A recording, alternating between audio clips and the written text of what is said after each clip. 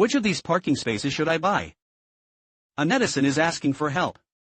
He really hopes someone can give him some advice and explain why you should choose this way. Okay, let's talk about the first parking space first. After our car parked in this parking space, I found that this parking space has some disadvantages. The first is the blocking of this wall. It affects the normal opening of this back door. Then there is this protruding place. If the car owner takes large items, or pushing a stroller, or holding a child, it's very inconvenient to get in and out from here. Then there is a wall behind his butt. If there are large items, need to put it in the trunk or take it out, it will become more inconvenient. The second situation is when our vehicle is parked diagonally like this. Although it is more convenient than the first parking space just now. However, due to the obstruction of this corner, it may affect the driver's normal getting on and off the vehicle. The second reason is because of the blocking of the wall here. When we push the stroller, or holding a child, when getting in and out of the car through this back door, it will be more inconvenient. And the space here from the car body is relatively small. If there are large items passing through here, he is also more inconvenient. Therefore, we will not consider the first type of parking space for the time being. Next, let's take a look at parking spaces 2 and 3. First, let's take a look at parking space number 3. If there is parking here, there are vehicles blocking the way here. There is a wall behind it. There is a wall on the left. Therefore, we will not consider parking space number 3 directly. Next, let's take a look at parking space number 2.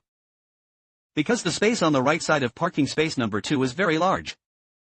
So whether the car owner wants to carry large items, or push a stroller, it's very convenient when carrying a child in and out of the car. And how do you want to get out of the warehouse? Or how to store it is very convenient. So garage number 2 enters our options. The only drawback is that there is a wall behind it.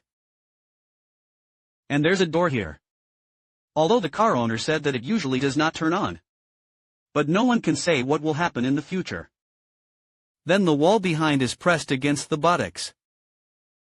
So when you pick up large items, when going to the trunk or taking it out, it will be a little inconvenient.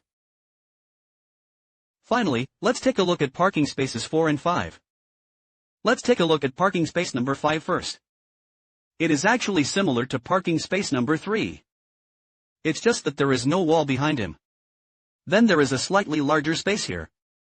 So we won't consider parking space number 5 either. Finally, let's look at parking space number 4. Parking space number 4 is the best parking space. It's also a parking space that I helped the car owner choose. Because the space on his right is very large. And there's no wall behind. There's a lot of space here. You can use your imagination. There happens to be a wall here. If you are a new energy vehicle, you can also mount your charging station on this wall. If you move the car a little to the right, then there is no cover behind. There is more space on the right. There's also a lot of space on the left. Very convenient to get on and off the bus. If it's you, which parking space will you choose and why?